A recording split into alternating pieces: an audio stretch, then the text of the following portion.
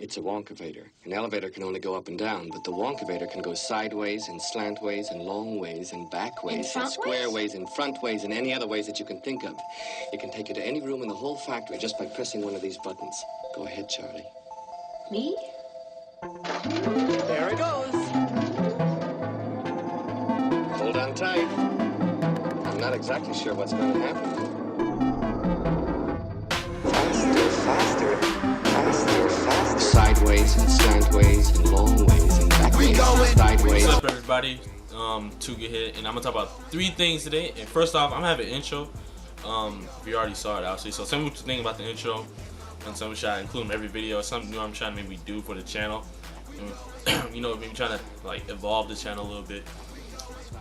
Anyway, but yeah, cause I've had like the same subscriber count for like a while now, like 22. Thanks to all 22 subscribers though. Thank you. All my subscribers, y'all's the best. But you know, I guess I'm trying to build my base a little bit. I don't know, but you know, I got a lot of video views. That's always good. But anyway, this video is gonna be covering 3 things, Street Fighter related, and that is, well, I guess I'll cover it. One, the first thing I want to talk about is Seth Killian has left Capcom. He left on, that was 2 days ago, so that would be Tuesday. He left on Tuesday or Monday, one of the two. I'm pretty sure it was Tuesday. He left a some kind of blog message or a message on his blog. He's saying like, you know, thanks Capcom for like the years that you've given me, help arriving the fighting game community,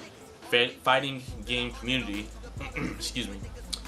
And you know, once the news broke, this is like pretty big because Seth Killian is like he's like one of the figureheads. He's one of the people in the top of the fighting game community. Like he's helped Capcom work with Street Fighter 4, you know, with the game that helped revive the fighting game community. And now seeing he's gone, it's just like, wow, like that's a big loss for the community, because now it's like we're dimming down in numbers, you know, as far as people who actually influence Capcom and what they say when they're making these fighting games, because Capcom can't make, I mean, nobody's gonna buy a Capcom fighting game if it's not gonna have people that know stuff about fighting games, you know.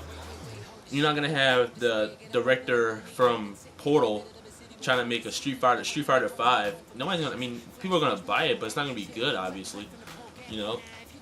And so this is pretty big news. And what, Ono is sick, and so you have Ono's sick. You know, he's out now. He can't really work with these titles. Seth Killian left. Somebody else, I forget his name.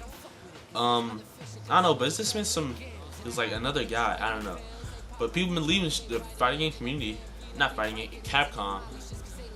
I don't know what's wrong. Anyway, yeah, so people have been leaving like the Capcom.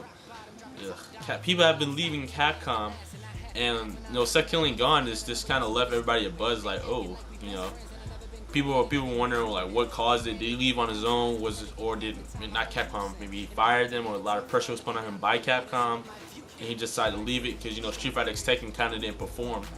And so that's what everybody's saying, that game didn't perform as well as they were expecting, which is pretty true, because the sales numbers weren't as much as they hyped the game and put so much emphasis around it. You know, I don't think the sales numbers were what they expected at all. I thought they were going to be like a little higher. But that was the same day releasing some other game. I think it was Max Payne. No, it wasn't Max Payne. But so Seth Killian is gone. I mean, just like, wow, who's gonna take over? You know, who's gonna be the next person in line to make sure the fighting game community stays intact, and that Capcom is making good fighting games, you know, that we don't just see a drop off of the fighting game community like we saw in the mid 2000s, you know, when the fighting game community, there really was no big community. Nobody was really playing fighting games like that, you know. Even though you always still had your hardcore fighters, and a lot of casual people still play games like Marvel 2, Tekken Tags, Third Strike. Those games are still being played, but definitely not as many people as playing fighting games as are now. And we didn't even have a lot of fighting games during the mid 2000s, you know. Well, there wasn't a Capcom fighting game until Third Strike, until Street Fighter 4. I think that was what it was. Or Capcom vs. SNK 2, which is another game people played. But yeah. So who's going to take it over? That's basically the questions, or people asking Seth Killian. Like he said, he was like, you know, one of the top guys with fighting community at Capcom. So it's going to be interesting to see who's next in line. The second thing I want to make about this video, which I should have covered a long time ago, is the Street Fighter 25th Anniversary Edition they're coming out with. It's $150. It comes with Street Fighter X Tekken, Third Strike, and Super Street Fighter 4 AE. And Super Street Fighter 2 Turbo HD Remix. It also comes with all the costumes for every game, you know, all the characters, all the DLC, and it's gonna come with like a soundtrack with like 30 tracks. I don't know, it's gonna be a lot of soundtracks, and the thing I guess is gonna sell it the most. It's gonna have like a Ryu statue doing Ryu doing a Shoryuken. That's gonna be a statue, and it was something else. I think it was something else, was it? Oh, and a Ryu wristband or something, a Ryu belt or something. All that for $150, and this is a great deal. I mean, it's basically a steal for anybody who hasn't gotten the games like me. But $150, and it's like a lot of other games coming out this year, and I was like, ooh. At first, I was like, yeah, I'm definitely gonna get it. Now I'm like thinking, cause I want to save up money to get other games. There's gonna be a lot of other good games coming out. Halo 4, I'm putting down money for that limited edition. You got Borderlands 2. I'm thinking about getting that. 2K13, you know. This year's gonna be like a packed year of good video games. And I haven't even talked about the fighting games. You got Tekken Tag Tournament 2 coming out, which is gonna be beast, and that's something I want to get. And you know, get an anniversary edition. Sure, it's like kind of hard for me to choose because I get like 3 games, well 3 new games. So I already have A, but I get X Tekken, Third Strike, and HD Remix, and I get the statue, which I could always sell on eBay or something, because I know I can get double that like the first day, because you know the statue probably gonna be like 100. You can probably sell for 100 on eBay, so I can get my money back off the statue. I know that, but I really just want to put down $150 for, you know, something not necessarily new. I mean, because who really plays HD Remix? How many people are going to be playing Third Strike in a couple of months? You know, all these other fighting games coming out. AE's still going strong, but X Tekken, I mean, that's not really, the hype has kind of died down for that game. So, you know, it's kind of like, I mean, it's going to build back up during Evo, which is coming up in a couple of, like a week or two. But I really just want to put down $150. I mean, that's a lot of money. Plus, you have to think about clothes and other things that I want to buy during the year. So, I don't know. I'll see how my money works out, how it's looking during that time, and if it's in fact, you know, I might get it, but that's that. So overall, the anniversary edition, nice collection. If you haven't had any of the games, it's good. Even though their game selection could be better, people were complaining that they didn't put any of the Alpha series in, which is kind of, but they put Street Fighter X Tekken in. It's just kind of, I don't know. They could at least put the Alpha series in or DLC or something, just not leave it out entirely. And they could have put the original Street Fighter in there. I mean, could have at least all the games from each series. That wouldn't have been that hard. But anyway, overall, good deal for people who haven't bought all the games. If you have bought all the games, it's probably not the best deal, because you know you're basically repaying for stuff you already got unless you sell on eBay or on Amazon. So that's always an option. And the last thing I want to talk about, and there's going to come out. Capcom is going to be releasing a Marvel vs. Capcom art book. Now this one I'm actually interested in, because it only costs $40, and it's an art book from every single Capcom game. They had screenshots, they had pictures. Yeah, they had screenshots on event hubs. I'll put the link in the description. And it had pictures like each game. Like they had Captain Commando, and it had like a bar of all the games like Marvel vs. Capcom 1, X-Men vs. Street Fighter, Marvel vs. Capcom 2, Ultimate, MVC3. I used more games than that, but all the Marvel vs. Capcom games. It had like listed which game he was in, little descriptions, his famous moves and stuff.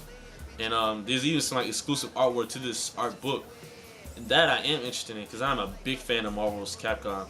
Mainly 2, obviously. That's my favorite. That's one of my favorite games of all time, Marvel vs. Capcom 2. I have played Ultimate and Marvel vs. Capcom 3, and I played Marvel vs. Capcom 1, and I played X-Men vs. Street Fighter. So I have experience in the majority of the series. So that art book, I mean, it's $40. I have like $40 saved up from on my Amazon gift card account from Swagbucks, which if you want to sign up for Swagbucks, I'll put a link in the description also, because it's a really good site, get some free stuff and free Amazon gift cards. But I have like $40 saved up, and I mean, I keep the gift cards coming, so I keep the gift cards coming, so I can have like $50 in the Amazon like a week or two. So I mean, I can get the money, but it's like I was planning on saving it for other stuff. Like I was gonna use the money to possibly get a new iPod, or I wanted to get a fight stick. Even though I was thinking using real money to get the fight stick, looking on Craigslist, I think that was a better option. But now I have a new dilemma because my controller for some reason is acting really stupid. I mean, like this right trigger on my controller is just really out of, I don't know. It's like when I play Marvel, it's like really sensitive and it acts on its own and stuff.